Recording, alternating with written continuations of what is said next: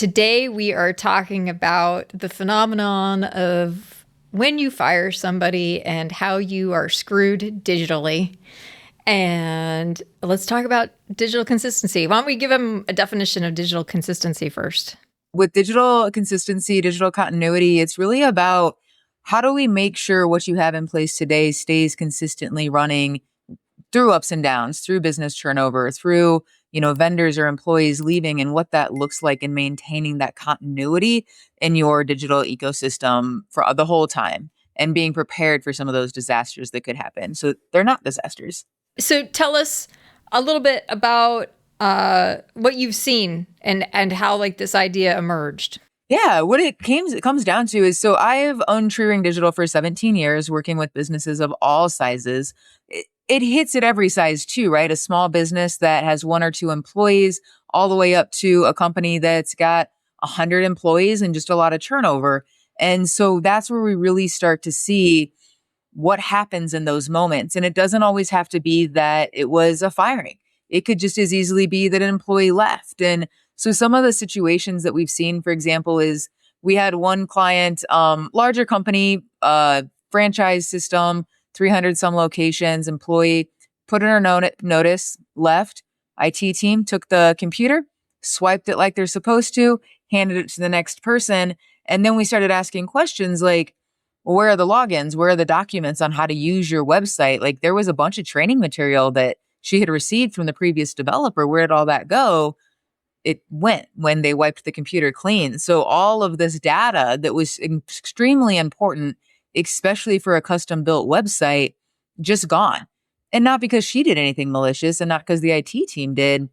Just no one knew what was on that computer and how important that information was. And so that's just one example of how much that can start to impact when there's turnover within a company. Sure. And you're right. It's not just firing. I just use that as just like the primary example. Right. And it's not necessarily even malicious, even with the firing. It's just they have the passwords. We had a similar problem, back in the early days of the internet. I was on there creating some of the first web pages for my family, and I'd handed it off to this older man, and he died.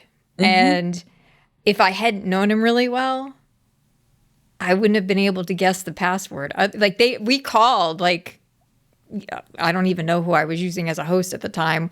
We called to try to get access to it, and they're like, nope, can't help you. And if that domain is not registered or that hosting account is not registered in your name, they will not talk to you. It was registered in our name, and I was paying for it, and they still wouldn't help me. I was like, come on, man. That's my credit card on there. Well, and that's the thing we see too often, right? Is like a credit card gets added someplace, and sometimes it happens for the vendors too. Our card gets added, and then the company changes the password, and it's like, that's our card. Like, how do we get our card removed? And so it's, protecting everyone on all fronts, that it can be, whether it's the vendor who sometimes is locked out of something that they're having set up, or is it the owner of the company who's locked out of something because of an employer or vendor setting it up. And what we see is often they're delegating it out, as they should. Yeah. Hey, employee, I want you to take initiative. I want you to go set up this new thing. We had a client panicking the other day going, oh my gosh, I just had an employee. They didn't even give me 2 weeks. They just said, I'm out, I'm done. And they just left. They set up my CRM because I was a smaller company and I didn't have time. And I said, great, go ahead, set it up. Everything's tied to her. We just lost all and it's like, ideally we can get it back. But if it's on bad terms, you're not getting that back, right? And so how do you start protecting yourself as a business owner that you own what you own? Because anything you do long-term, it's going to start to halt the business, or it's going to change something when you get ready to go to valuation and exiting. Yes, I totally agree. And so how does it work? How does digital consistency work? Yeah. So for us, we have a ownership mapping framework where we're going to work with the client through all of the different pieces that make that ecosystem happen. So we've got it broken down into about 7 different pillars. And those are looking at who owns the domain, the email accounts, the hosting, the website. Do you have logins to these things? Who owns your social profiles, who owns your analytics, your ad accounts, your payment processors, third party tools, license keys. How are you staying compliant with privacy policies and whatnot? Into just disaster recovery. What happens? Who do you call? We get so often, like, hey, do you have logins to this? And someplace, somewhere there's those logins. I'll go find them. Or to your point, right? Like a developer has them and I'll just get them when we're ready for it. Not realizing they can pass tomorrow. They can disappear. We hear this all the time. So we work with the client and really work in their setup and stack. Doing this for so long, we understand there's different CRMs that work really well for different industries. There's some people that want to use Stripe, some that are still in PayPal, some that are using their bank to process payments. So we've really built a system that'll walk through exactly how that ecosystem is set up instead of saying, hey, you must fit this box and you must be using HubSpot or we're not going to be able to help you. And so that's the other beauty of it, of how we get in there and we start identifying over 300 data points that make that digital ecosystem survive online for a company. And so you get like the passwords, but anybody who's in there could change the passwords. And so is Right. there a mechanism that basically you're also in there on your own with access to the account? Or is it that you get updated when the passwords change? It's a really good question and a huge differentiator. So, yeah, there's a lot of tools that are doing password management right now, right? Your Mhm. browsers are doing it. You've got like LastPass, 1Password, all these different tools that are doing password management, but none of them are really going in and verifying ownership. And that's what we're doing. You can have logins all day long, but if you don't have the 2FA, if you aren't the one that's registered as the super admin, if you aren't the one who actually is the owner of these accounts, you Mhm. don't really own anything. And so that's what we're going in and looking at. So we're taking it a step beyond the password management and getting into, but do you actually have an ownership of these? Or what were to happen if there was something to come up? Who would you call? What are your vendor contracts? Does your vendor own your website? And if you cancel that agreement, you lose your site overnight? Or do you, in fact, own that website? And especially with the rise of AI, we're seeing more and more companies saying, we'll build you a site using AI on a monthly fee and Mhm. we'll run AI optimization as well. But if you cancel that agreement, It's you're losing gone. that site. Yeah, And so the be hint ready there to is do it's a that. monthly fee. Yeah. And that's what they're hoping you bank on is like, oh, we'll get them in on this low fee and then they'll never want to leave because they don't want to redo their site, which is probably true, It's a but switching it's not a cost. model that's, yeah, it's good. And it's not a model that's going to fly. There's a reason people don't really like using proprietary CMSs and stick to some of the big builders because they have full ownership and control of those pieces. So, we really start to catch a lot of clients getting lost in, oh, I thought I owned Google Ads account. I paid a vendor to set it up. I thought I owned it. Most vendors don't want to put in all of that time to do all of the keyword research, campaign creation, all of this, only for you to cancel a contract in a year and you no longer working with them and thinking you're going to keep that content. You should. It's yours. It's what you paid them for, right? But most vendor agreements will not have it outlined that way. And we're just, as business owners, overlooking that. And so those are the places where our system goes in and starts looking at the contracts, looking at the terms, looking at who owns all of these digital assets, not just can you log into an account or not. What inspired you to do this business? So I got into freelance website design 17 years ago, just needing to make money. Honestly, it was like, I am trying to figure out how can I survive. Architecture was not working in 2008 for obvious reasons, and really had to kind of pivot my career. And I've always, been more of a how do we educate along the way is tell them like, why do I need a hosting account? Why I don't want to pay that fee? Why do I need an SSL certificate now? I don't want to pay that fee. So really explaining to them why all of these things go into play, but it's not a business owner's like place to know every little detail, right? So we started seeing this, and as I grew the company, one, we started experiencing it. We're managing thousands of companies, right? How do we keep these things straight? Because they're always coming back to us. Our web developer knows that, the answer. So we had to do that, or it just saves us time by knowing it.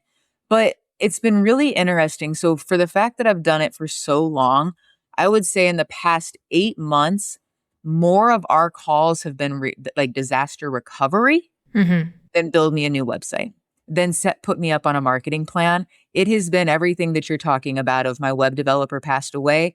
My Google ads aren't running. My website's not running. I can't get into anything. I don't know who to call. I don't know what's going on. It's just sheer panic and a company at a complete halt, costing thousands and thousands of dollars to get this recovery done. And when you start to see that many phone calls, and that's how you're starting so many engagements with clients, you start to go, there's a whole different issue here. We can build websites all day. There's a lot of companies that can, but very few really even want to answer, why am I getting this Google Search Console email? Because they don't want to touch it. That's not their role, right? They built the website. They didn't sit there to set up and handle Google Search Console. So we've always taken that friendly educational approach. But now it's like, we got to get ahead of this. There's a huge issue going on recovery, and turnover is changing. And from like an HR side and everything, back in the day, they built careers. They stayed there forever. You never had to worry about somebody leaving.